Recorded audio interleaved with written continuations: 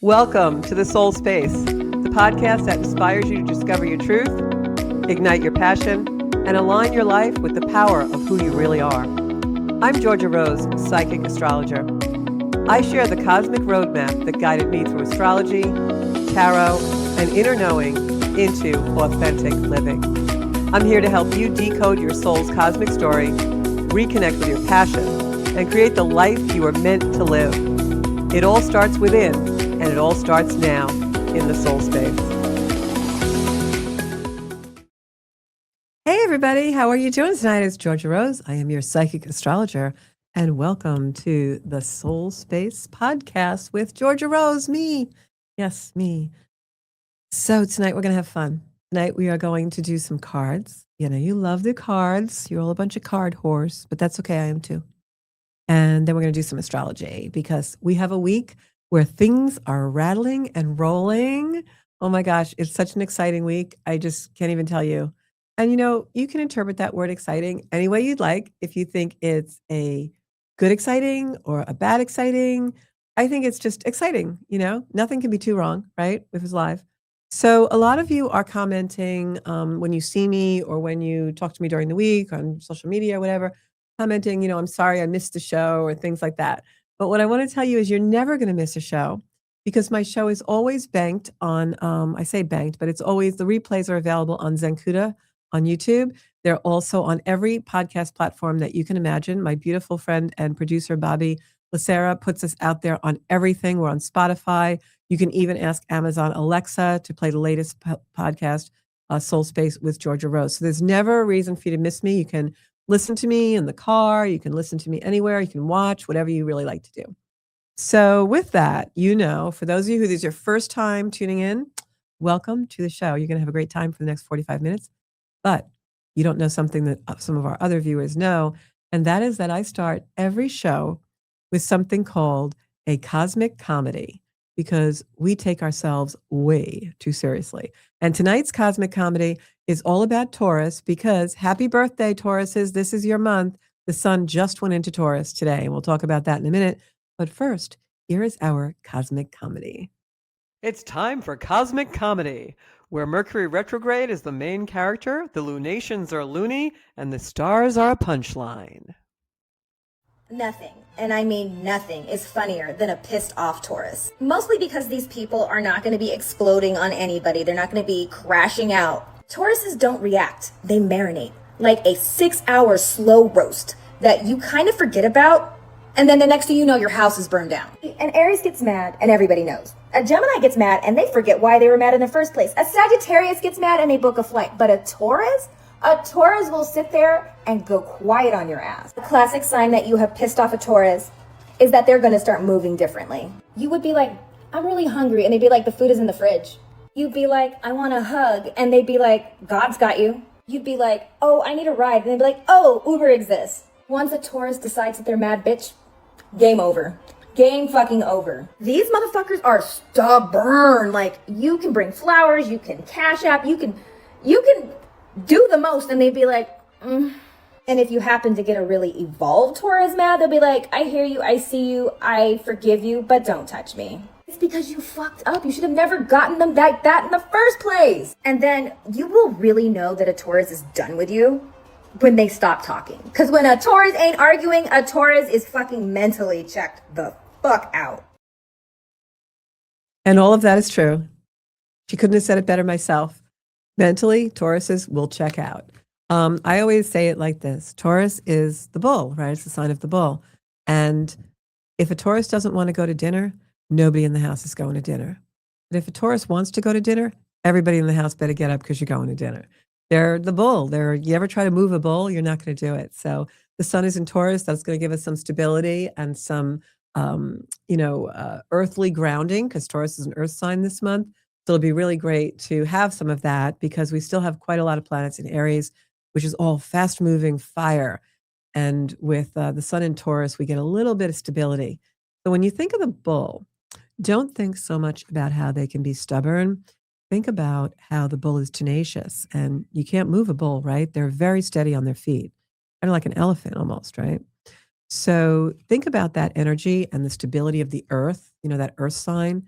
And one of the things I love to do is, even when I go to the beach or any place when I'm not in my home, I do it at home too, but I love to just lay flat on the floor or even my back patio or the grass. I was telling my friend the other day, we have a lighthouse by where we live, and the whole foundation and ground around the lighthouse is all granite out at Robert Moses on Fire Island. And I used to go there and jog in the mornings, and as the sun came up over the lighthouse, I would lay on the granite and just ground myself and kind of fantasize about, almost like being like an animal or a seal or something, sunning myself. It was just so beautiful. So think about how you feel when you lay with your back on a hard surface and how fully supported you are. We talk about that a lot in yoga. We're in the last part of yoga in Shavasana, which is corpse pose, and how the earth is sustaining you. The earth is holding you up. We have gravity and we all walk around on this beautiful earth planet. But think about just allowing something to have your back and lay flat on a surface, the ground, the grass, even your living room floor, and just feel the sensation of support. That's Taurus. That's Taurus energy. Inner stability is what the mastery of Taurus is. So I'm going to pull some cards for tonight's reading. Not individual cards tonight. We'll do that probably next week. But for today, I just want to pull some cards for the reading in general. And this will be for the last, half of April or so, the next 10 days of April. Want to see what the universe is talking to us about tonight, right? Okay, let's see. I'm going to pull some cards. Just going to cut this deck once. Oh, they're telling me 3 times. My guides had something else in mind than I did. These are the cards. Okay. And let's see what we got here. First card, pull 2 cards out, so we're going to use them. First card I picked here is the 7 of Wands. The 7 of Wands is a card of action. And boy, we really do have that this month. With all these planets in Aries, and now slowly some of them coming out of Aries. Venus is in Taurus, and now the Sun is in Taurus. But this card is representative. You see the wands, the sticks, or what we call those wands in tarot, and they have leaves on the ends of them. Those leaves are symbolic of new life, new emerging energy, which is what Aries is all about. And that's where we still have Mars, Neptune, Saturn, Chiron are all still in Aries. So this is a symbolization to me of us moving. Time is moving very quickly now. Uranus will be going into another air sign, Gemini, by the end of the week. We'll talk a little bit in depth about that in a minute. But this really means movement, and we all are going to have a lot of movement in our life this week.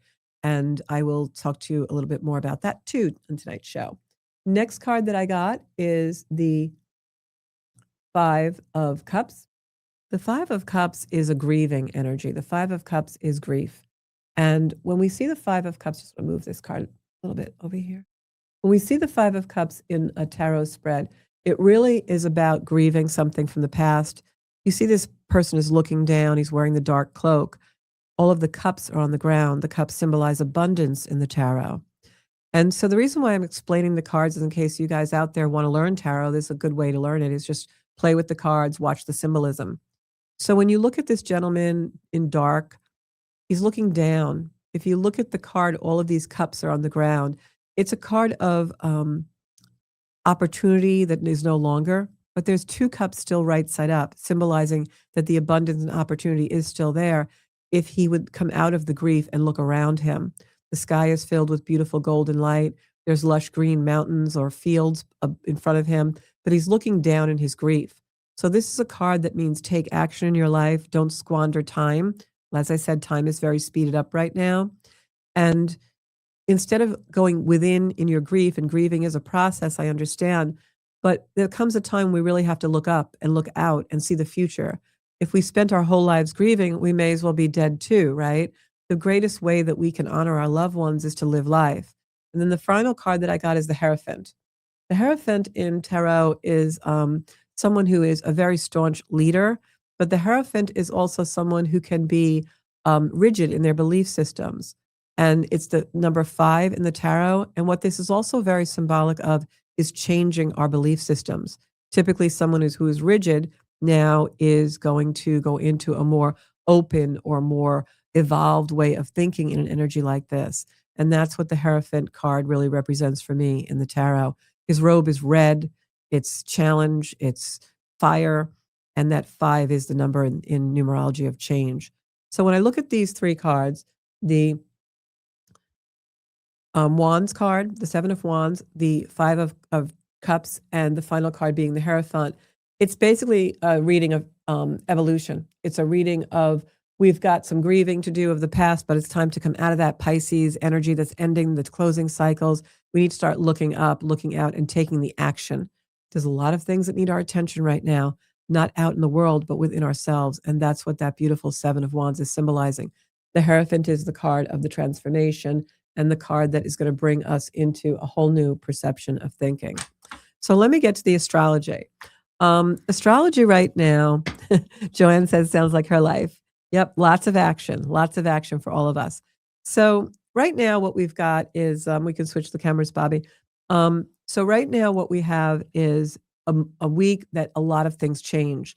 Now, the last show, you can always replay it, about the end of the Pisces energy, was a really potent show. We were really closing a lot of energy cycles, and we're still doing that because the planets are moving into different signs from places they've been for many years. But today, we are coming off Sunday's Mercury-Mars conjunction. And we also have Saturn in there. I mean, everything is like at 7 degrees of Aries, Mars, Mercury, Saturn. And what this is meaning in our lives right now is we feel restless. We want movement. We want things to really move forward, but they're not moving forward as much as we want because we still have a very much unknown future.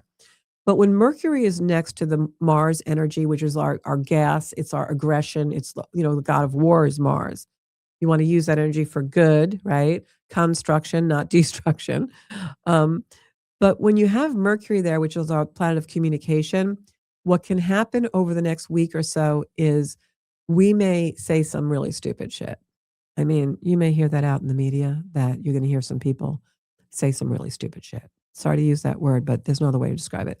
When Mars, Mercury, and Saturn get together all in tight little bundle in Aries, that war of words can come out. So it could even be that some of us are Monday morning quarterbacking because maybe we said some stupid shit yesterday that now we have to make up for. And so you don't want to do that.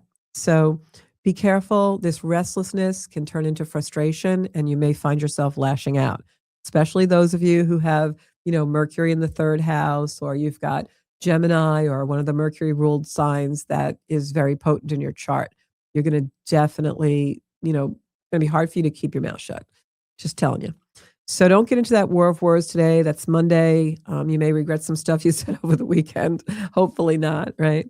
But that's Mars and Saturn is also in that tight conjunction. And when I say conjunction, I mean like those three planets are all in the exact same place in the sky. If we could look up and see them, they'd be like a big blob of Mars, Mercury, and Saturn all in the 7th degree of Aries. So what happens with Mars and Saturn, it's a very different energy than Mars and Mercury. Mars and Mercury makes us kind of like want to fight with words and communication. You may send the nasty text or something like that and then think about it and be like, oh my God, what did I do? But Saturn is the brakes. And that's why I wrote the caption for this show is It Gets Real. Saturn is the reality check. So, it's almost like you're driving along in the car and then you get the tire blowout, or you're driving along in the car and you realize all of a sudden you look up and you're like, oh, wait, I took a wrong turn. I don't know where I am. I'm hitting a wall.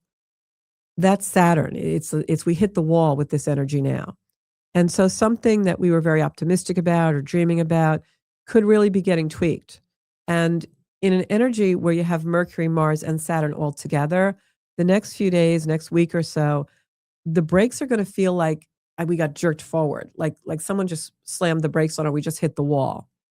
So what you want to do in that energy to avoid whiplash is make sure that you're in flow and you're staying grounded, because Saturn isn't so much of a reality check if we've been in reality all along.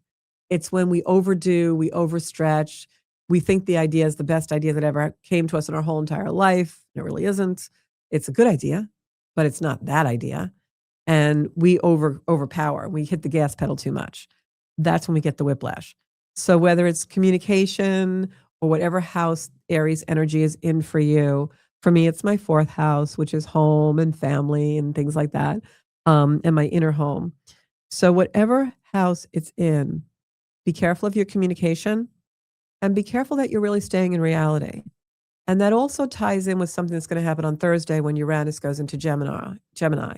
But let's talk about Tuesday and Wednesday first. So today and the next week or so, really be careful of your words and deeds. Do not be impulsive. Stay in reality.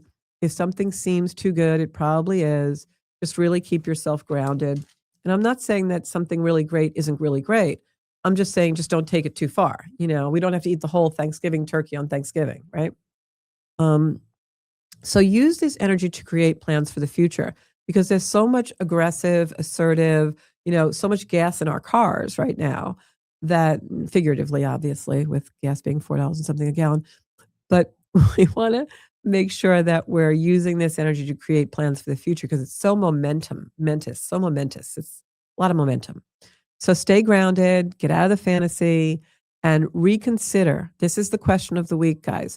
Reconsider what your truth is before moving forward, because this is an energy where we can get really caught up in a truth that's not reality, and you want to get caught up in your own truth, and then whatever you create will be absolutely fantastic. So let me say hello to some buddies. We have a lot of buddies on tonight, which makes me happy. I love it when you guys are on commenting. It makes the show so exciting for me. So Sarah, good evening. I'm glad Sarah's here. I love her. She actually sent me a very funny video over the weekend, which was nice. Cheryl, thank you for tuning in. Sherry Miranda, haven't seen you in a while. I think everything's going really well with you, Sherry. And then I have Joanna Garfey, who we're going to have on the show. I just have to make a date with her. She just wrote a beautiful children's books. Not really children, like more for like teenage, really cool about like ghost hunting, which she used to be. So that'll be a really nice show. And I have Trisha on. Trisha is one of my best buddies. Hello. And that's all I've got in the comments, but there are a lot of other people on. So thanks for tuning in tonight, guys. So I have a request. I never ask for much, right? I usually give. I'm not always a receiver, but you could do this for me. If something on tonight's show really resonates or makes sense to you and you think someone else should hear it, share the show. Or just, tell somebody, hey, I heard it on Soul Space with Georgia Rose. Because I'm really trying to grow our community. That will help me do more work if you guys support my work. So thank you so much for that. I'm going to send you guys up some hearts just because I know that you're going to support my work. Okay. So on Tuesday, the moon goes into Cancer. And this is a really nice energy, although it can give us a case of the feels, not like we haven't had the feels all along in this energy for a while. But the moon in Cancer really starts to bring us into emotions that surface that are nice and cozy. It's almost like think rainy day by the fire, right? I'm in a big cozy cozy turtleneck, as you call it, jumper over in the UK today, because although we had a taste of summer last week, this week is very chilly. So we're back to winter. And I kind of was enjoying the weather today, even though it was chilly, because I said, oh, this is nice. We get just one more little time to be cozy. So the moon in Cancer is like that. It makes you want to be safe. It makes you want to protect the homeland. Now, out on the global scale, you can only imagine what that's going to make happen, but I'm not getting into that. But this is an energy of protecting the homeland, protecting your family. You want to be protective of yourself. So the only issue with this beautiful moon in Cancer on Tuesday and Wednesday is that it's going to square all the planets in Aries, which means it's a conversation of tension. So we want to progress, but we're restless, right? And Aries energy can make us impulsive, but the Cancer energy wants us to play it safe. So that's where the gas brake kind of comes in. It's like the Cancer moon is like, stay home, have some soup, watch your favorite show with a blankie on the couch, go get a massage. And the Aries energy is like, no, I want to fight with this person who told me off today. So we have to make decisions. And it gets back to what is our personal truth. That ambivalence is going to move us forward if we can sit with it and think about it and really go in it and under it instead of going around it. Cancer is the crab. It goes in the shell. It wears the shell. It's home. It's safety on its back. Don't go in the shell. This is an energy where you really want to dive into the ambivalence that you're feeling about what is my safety? What do I need to be safe? And where do I need to set a boundary and be more forceful? Really think about that energy because it can really make us move forward and give us the forward momentum we need to change a lot of the things that need changing. Wednesday, the moon is still in Cancer, but now it's next to Jupiter, which is very benevolent. Jupiter and the moon are both in Cancer. It's amplifying our emotions, but it's also amplifying that indecision that we're getting, that ambivalence from the Aries fire and the Cancer water. Doesn't really mix very well. So this is bringing out our inner child. Like we really need that like a hole in the head, right, guys? But it's bringing out past wounds, but with Chiron still in the final degrees of Aries, which is the planet about our wounds, it's in fire and it's in a sign that wants us to take action and be, in movement. So this bringing out of the inner child is an amazing space now on Wednesday and, that energy will last a couple of days to heal things that are long-term wounds that maybe before now we really didn't want to look at. We now have the courage and the valor to be able to look at these things with Chiron, the planet of our wounds, and healing in a sign like Aries, which is all about moving forward, emerging into new energy. So this is a really, you can see, very deep week. It's an up and down week, but it's also a week to do deep work. And it's work that we have to do, even if we really don't want to do it, because in order to go into our future, which this time is all about, collectively for everyone on the planet, we're creating all new futures. So in order to release the past, let go, and have a clear space and clarity, we got to do this inner deep work. It's just something that has to happen. And the Aries energy is going to give us the confidence to do that and the confidence to step into that unknown with bravery that we really didn't have prior to this. It was a victim mentality for a lot of us. It was like, I don't want to be bothered. I'm just going to, go into distraction or do something different. But now we're in such a changing, pivotal period of humanity, believe it or not, for everyone on the planet, that the future is calling us. And, the moon's going to go into Leo when late Wednesday into Thursday. And that's fire now. Now we're in fire. We have the sun, Leo sun, which is traditionally in the natural zodiac. The sun is in Taurus now, but that Leo is the sign of the sun, the lion, right? So now when the moon goes there, it's going to be a great energy because now we're going to be empowered. As long as we've done that little bit of work on Tuesday, Wednesday, when the moon was in Cancer, to dive deep into what needs to be cleared. Then later on in the week, by the time Thursday comes, we're empowered. We've walked through the shit. We have the rainstorm, and now we can move on. So Thursday, so Sherry, the planets that are in Aries now, Neptune's going to be there for about 12 years, and Saturn will be there for 3 years. So those two are very long term. The other planets are obviously going to, merge into, other signs. They're moving much faster. But for Neptune and Saturn, those are going to be there a really long time, and that is why we have this energy of complete and total change and mastery. Saturn is the discipline, self-mastery, and Neptune is the connection to source. So we're really being propelled into a whole new way of being humans, of a perception. So Thursday, we finally have the moon fully into Leo, and we get this burst of confidence. It's great self-expression. That's a great time to, take a step forward, because prior to that, the few days before, we were in that ambivalent gas break. I'm watery, I'm emotional, but I want movement here. I'm frustrated. I want to lash out, but I really don't want to do that. I want to stay in my integrity. This is this exhausting energy. And then by Thursday, the moon goes into Leo, and now our desires are kind of ground because Venus is in Taurus, which is the earth sign. The sun's in Taurus, grounding us. Taurus is earth, that bull, the stability I talked about in the beginning of the show. And with the Leo moon there, we have planets in Aries giving us the energy. Leo's giving us the confidence, that lion heart. And we've got the grounding with those planets in Aries. So this now is a time that is very meaningful for us. What is meaningful to us and what we desire is grounded in passion of Taurus. And, as Venus goes into Taurus, which is that planet of that meaningfulness, it's going to meet up with Uranus. And I talk about Uranus on the show a lot. Uranus is going into Gemini and on Saturday, and Venus is right there. Now, what are the odds of Uranus after 7 years in Taurus, the day it goes into Gemini, 0 degrees, it's going to be right on top of Venus at 0 degrees, 1 degree, Gemini. This is tremendous awakening to what's truly meaningful to us. You can't make this stuff up, guys. I mean, I'm in an astrology class with astrologers from all over the world, and we're just, we can't even believe the energy that we're experiencing in 2026. It is amazing. So now with Uranus, which is going to be in Gemini for 7 years, we had Uranus, the planet of awakening, the planet of sudden shocking change, grounded in an earth sign, testing us and changing our world around personally and globally to test our own stability. What is safety to us? How do we apply personal safety and our own inner worth, self-worth? That's all was tested the last 7 years. And now we learned those lessons. And once that beautiful Uranus, the great awakener planet, goes into Gemini, which happens Saturday, 25th,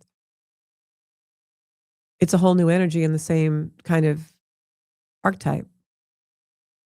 In Gemini, we have air. It's refreshing. It's new. The sudden shocking things are going to be about technology and flight and our communications. So now that self-worth, those lessons in self-worth and self-stability and our own inner resources and how we can use them for the last 7 years in Taurus with Uranus. Now those lessons come into, how do I need to communicate to feel safe? How do I need to communicate to shore up my stability? What way do I communicate in the world? And how is that going to form something new? It's also, and this is the most important part, it asks us what is true. Now, I'm going to do a separate video about a yogic philosophy about truth, because I was trying to think about on the show tonight how I would explain to you all about what Gemini energy really is. And, it gets a bad rap. The twins is the symbol, and it's like, oh, Geminis are two-faced. Oh, Geminis can't be faithful. Oh, no, the real energy of Gemini is duality. That is true. But it's also what is true to you, your own personal truth, and the idea that two things can be true at the same time. That's Gemini energy. Gemini energy isn't ADHD. It isn't flitting around like, oh, look, there's a shooting star. That can be the way that it embodies someone. But Gemini energy is curiosity. And nothing that we've ever done in our life ever started out without curiosity. Curiosity feeds our imagination. We've got Neptune and Aries feeding that. And it feeds every great idea we ever had.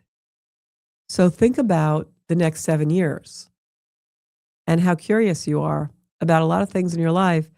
And that curiosity is going to lead you to a different way to communicate, to a different idea of what the truth is, to different perceptions. It's going to open you up as the great awakener, and myself included, everybody. When I say you, I mean all of us. Is going to open us all up to, I did always think that way, but that was my truth in the backdrop of my conditioning. Maybe that's not really the truth, right? Two things can be true. It can be true that I was brought up in an Italian household, very devout Catholic mother, and yet I don't believe in Catholicism that way any longer. I do believe in Jesus Christ, but I talk to him in a different way than I would have when I was 7. But both beliefs are true. I was Catholic, and now I am spiritual.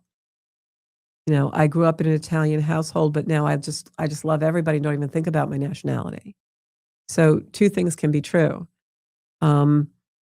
There is a truth that is framed in what you were brought up to believe, and then there is a universal truth of what you believe now. Two things can be true. So that's the only way I have to explain Gemini energy. We had a belief system for most of us until we get to a certain age that is very colored and conditioned by our experiences. And then as we have more experiences, our arc of development in life brings us to different perceptions, and we open. That's Gemini energy, because we were curious enough to explore. And Aries energy, where all these planets are staying for the next few years, are also about exploration, but as the adventurer. So we have this beautiful airy curiosity that's all about our minds. And then in Aries, we have these beautiful adventure energy that gives us the bravery to do it. You can't make this up. It's such a beautifully perfect, potent soup that we're going to be living in. So Thursday, the moon goes into Leo, gives us a bunch of fire to feed the Aries fire. The Taurus sun is grounding our passion, so we can really start to see and have clarity about what we want to do. The Gemini energy feeds the flames, air feeds fire, right? So we're just going to want to take off. This energy is like a rocket ship. It's just, if you can lean back, like I remember seeing the astronauts interviewed just recently, and one of them said, we were really like prepared. We thought like we weren't even going to be able to put our hands on the controls because it was going to be such a rough, takeoff and getting into that other, I don't even know what they call it. I guess the next like phase of when they're in the Earth energy and they're going into space. And she said, but the ride was so smooth. She said, boy, you really got an idea of what man can do and what we've created. And I thought to myself, wow, her conditioning, because of all of the things they put the astronauts through, are for the worst case scenario, right? Like you're going to get shook up and rattled and rolled and probably puke in your helmet and all these things. And they just had a beautiful, smooth ride.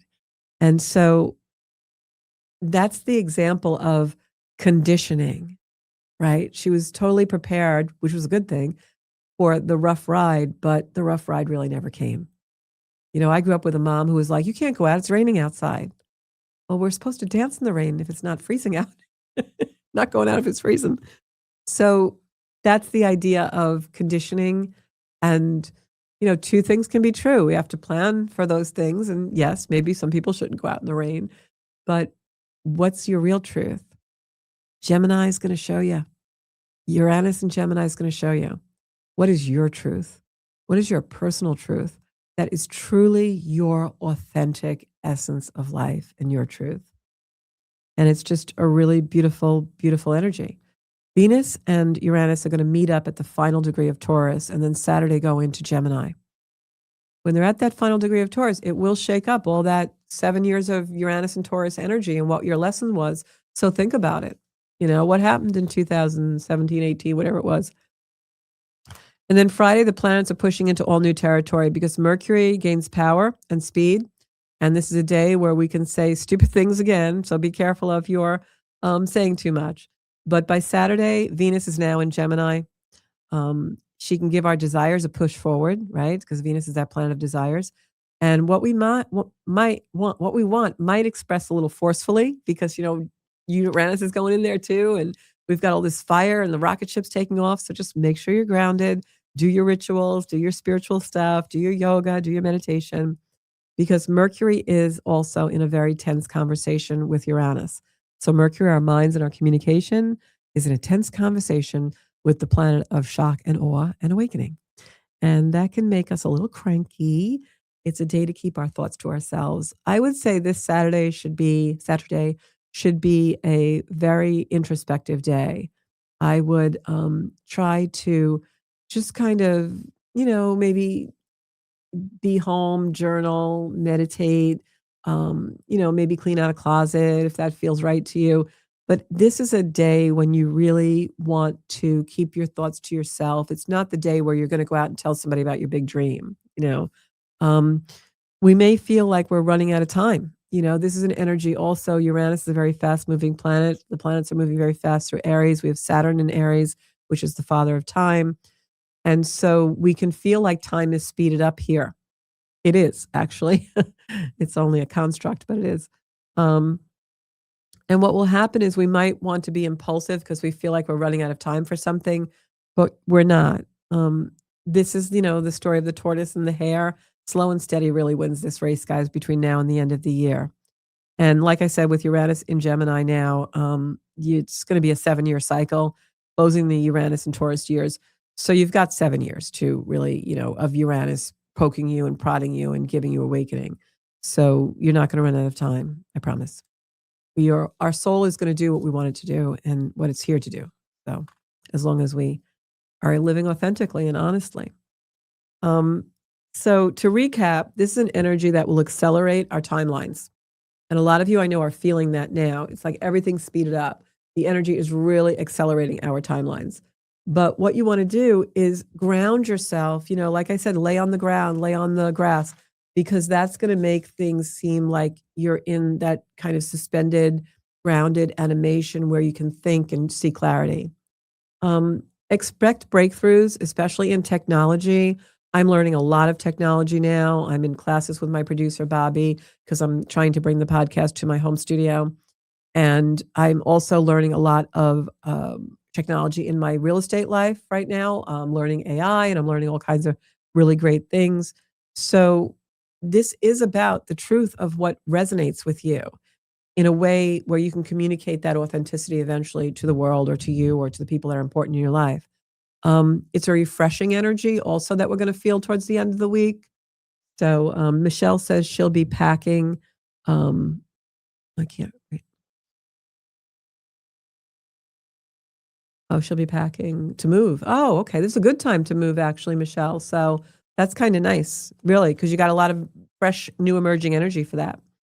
Um, so when we talk about truth in this energy, I really want to convey, because this is something I'm really working on in my personal being, um, that we're going to be challenged to be very discerning of what is our personal truth from what is, a universal truth.